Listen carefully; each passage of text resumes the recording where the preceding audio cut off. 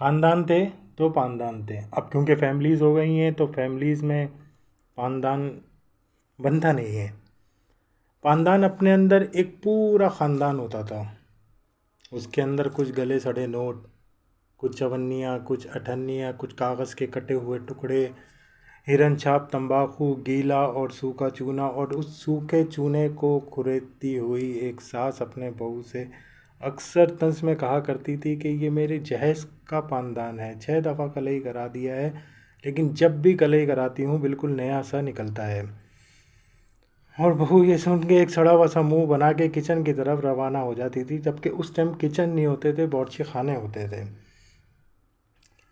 अक्सर पोता पोतियाँ जब पानदान के करीब जाते थे तो ज़ोर से चिल्लाया जाता था कि अरे देख देख वक्त इसको कहीं ये कोई तंबाकू मुंह में ना रख लें, जबकि बच्चे तो छालिया के लिए पानदान के करीब जाते थे। तो बहू उस पर कहती थी क्या ज़रूरत है ऐसे पानदान की, ना मुंह में दांत है ना पेट में आते हैं, लेकिन चली हैं पान खाने, सेहत भी ख़राब होती है और बड़े मसाइल होते हैं। सास कहती तो कुछ नहीं थी, लेकिन अपने कमरे में जाके बुलंद आवाज़ में कहती थी इसको तो मेरे पानदान से खुदा वास्ते का बहर है, कोने में एक पड़ा हुआ है, फिर भी ये इसमें पता नहीं मेरे पानदान के पीछे क्यों पड़ी रहती है। पता नहीं है अपने बच्चों की तरबियत कैसी करी है। हम तो अपने बच्चों को एक दफ़ा समझाते थे और मजाल है कि दूसरी दफ़ा वो काम कर लें।